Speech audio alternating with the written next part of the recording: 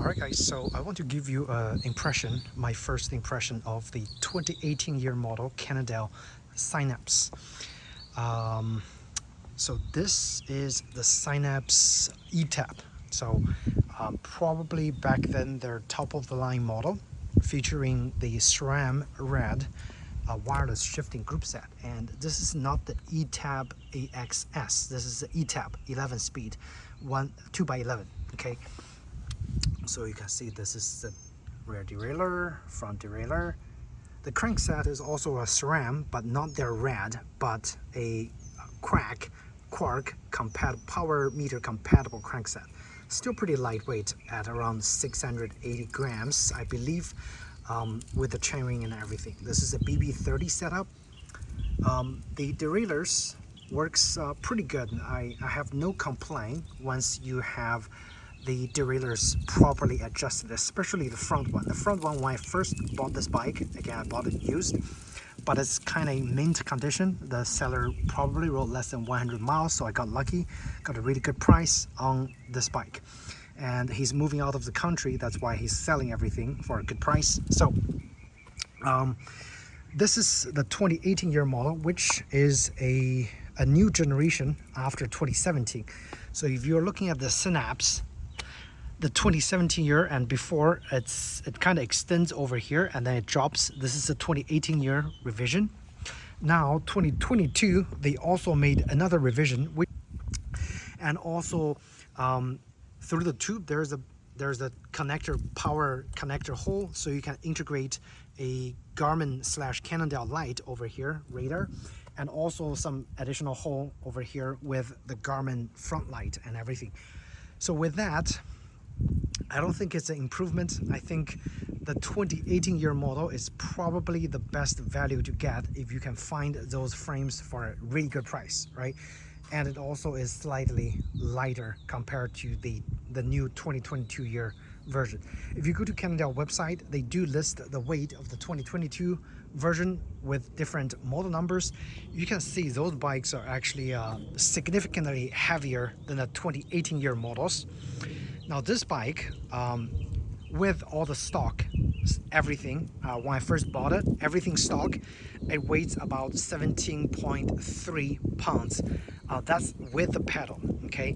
And those kind of crappy wheel set. The Cannondale always gives you really crappy wheel set. So my first advice is when you get those bikes, just go and buy a kind of like mid-range entry-level carbon wheel set. That will transform this bike and make it much lighter, okay?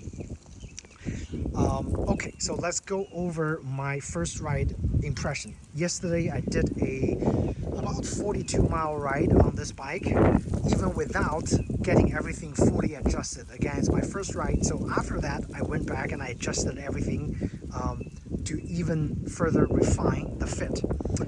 This is a frame size 54 centimeters, so it's actually one size larger than me, so I have to do a lot of adjustments to make sure that the frame actually fits me, which I usually ride a Cannondale size 52. And what I did is, first thing first, I actually got a much shorter stem. This is a 80mm stem from FSA Omega. That made my reach quite a lot more manageable. And the default handlebar right here, which I'm also replacing, this is I believe a Cannondale 1 handlebar. It's quite lightweight. The original stem is also a Cannondale 1, which weighs around 110 grams, which is quite nice, okay? But this is a 440 millimeter handlebar, too wide for me. I'm getting a 400 millimeter, which is my standard size, so it's gonna be a lot more manageable after all the components comes, okay? And with the seat post, I had to cut down the bottom of the seat post a little bit to get this job done just a little bit more, because the original height is just way too tall for me. So I cut down the seat post, and now it drops to a very manageable height. What I also did is I pushed the seat all the way in, because again, just for getting a closer reach compared to my standard 52 centimeter reach on my other bike. And now the bike actually rides very similar to what I have, which is a 2008 specialized S-Works Roubaix. That's a full rim disc brake version. I have a review of that bike down in the link, down in the description if you're interested in checking that bike out. But this is a significant upgrade for me because my other bike is, again, full mechanical, but it's also the top end of the mechanical setup. That bike weighs the same weight. That bike is about 17 pounds with the pedal and everything and the wheel set. This one is 17.3. So this one is a full hydraulic, full wireless shifting set. Now, granted, it's not the newest 12-speed, but does that matter? Not really. The 10-speed that I've been riding is already good enough for Miami, which is mostly flat. There's rarely any climbing that you have to do in Miami. So if you ride mostly in a flat scenario, I think a rim brake, if you can find a high-end configuration, is still the best way to go. The high-end brakes usually brakes very, very well.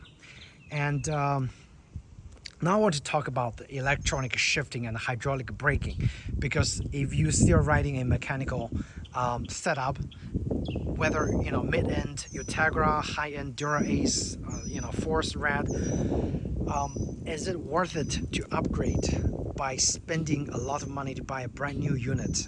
My opinion is no. My old S-Works Roubaix still works, very comparable. Okay, the ride quality is very comparable.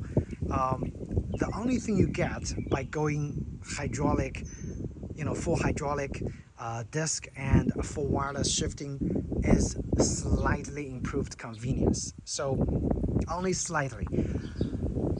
Do I regret buying this bike? No, because I bought it for a really good price. Now, I only suggest you upgrade if you find a bike, a full hydraulic, full wireless shifting bike for a really good price. Then it is a added benefit by going the newest, so you stay within the current technology and you are not losing a lot of money, because those bikes do depreciate in value rather quickly. So I think the best way to get those bikes is buying them used but in kind of newer condition. And this is exactly what I did. The seller rode less than 100 miles. This bike, you can see barely any scratch, if at all. Okay, there are no scratches. The cassette, it looks brand new, like seriously. So for my last ride, I probably did most of what the previous seller did on this bike. The red eTap Groupset. Okay, so this is the eTap non-AXS model, the 11-speed, which is the first generation eTap. It works if you get everything adjusted and dialed in correctly, and it's very simple to maintain. There are no complicated parts to adjust, and there are no apps to use with those eTap.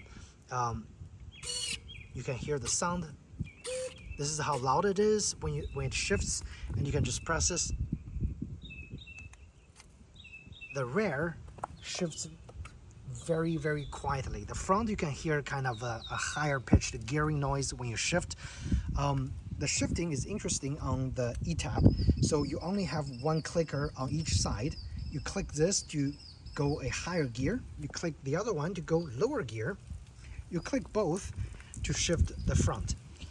You can also do a on-the-fly micro adjustment if your gear is making a noise, but for this one it's already perfectly adjusted, so it's not making any kind of weird noise.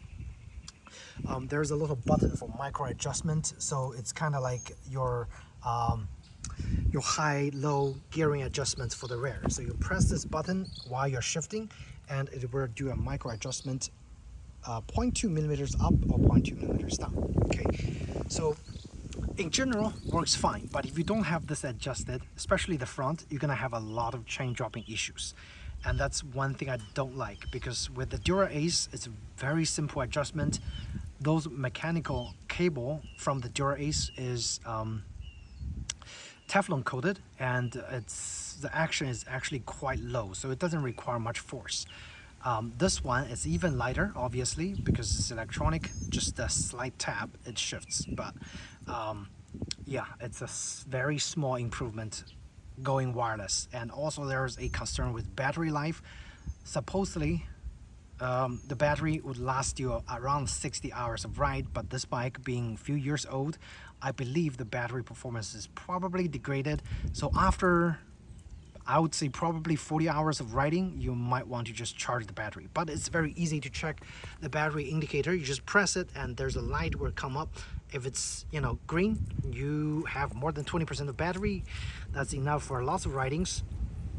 But if it's blinking or it's showing red, then your battery is low and you might want to recharge it. The SRAM brakes, that's one area that I do not like. Okay, so the SRAM brakes always is very hard to adjust in terms of like getting rid of the noise, and their braking feel is just never as good as Shimano brakes. They are lightweight for sure, but the braking performance of those hydraulic SRAM rad brakes, HRD rad brakes, are quite honestly not even as good as the Dura Ace rim brake that I had on my S-Works Roubaix rim brake version. The S-Works Roubaix with rim brake will brake faster and more confident compared to those rad brakes on here. I just don't like it, and it's already like making a really loud, like squinching noise when I'm trying to brake on the rear brake. And this bike, again, is, you know, fairly being ridden. Yeah, that's one area I don't like, the rad brakes or the SRAM brakes in general. The reach of the brake is adjustable. You just pop this up and you can adjust the reach by turning this little knob, and you can bleed the brakes by removing this little thing over here. You adjust the but that's pretty much the only cable that you're gonna see exposed here. I like the exposed cable because it's easier to manage and easier to bleed, or easier to switch if you need to do any kind of maintenance.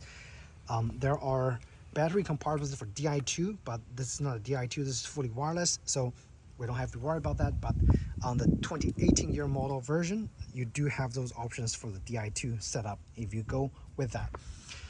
Everything's internal, including the hydraulic brakes. It goes through the side, which is very good. It's you know, in terms of cable management, no complaints. And ride quality wise, on this bike, also very, very good, comparable to the S-Works Roubaix. You know, I went through a whole bunch of gravel roads, I went through grass, I went through bumpy tile road, the stone roads. It just feels similar to the S-Works Roubaix. Okay, so like if you want the most comfortable riding experience, modern day endurance bikes are the way to go. And this one, again, it's being designed quite well, and it's, you know, I don't know, the third or the fourth generation, so they got the vibration reduction, you know, pretty much nailed. And yeah, that's pretty much my riding impression. The first 42 miles are quite smooth. There are no issues. My complaint regarding this bike, my only complaint, okay, is the wheel set are pretty crappy. This is I think the Fuel Chrome 500 DB wheel set, slightly heavy, doesn't roll as good. And I ordered some very lightweight carbon wheel set from Elite Wheels, which is going to be my second pair of the carbon wheels from Elite Wheels. It's a Chinese carbon wheel manufacturer.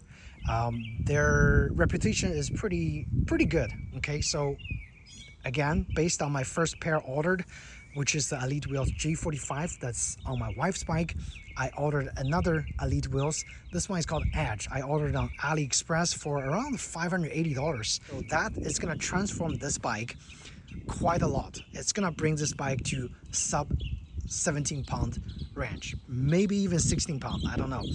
We'll see. But do follow my channel and subscribe, so when I get all the upgrades for this bike, I'm gonna do another overview, and then you guys know what kind of potential you can get from the Cannondale Synapse, whatever you call it. It's probably very windy. I'm sorry, guys, if the audio quality is bad. But yeah, initial impression, very good. If you are looking at this bike, if you have any questions about the 2018 year model, feel free to ask me in the comment section down below, and I'd be happy to answer those questions for you. Again, subscribe, thumbs up if you found this video helpful, and I'll see you in the next video. Take care.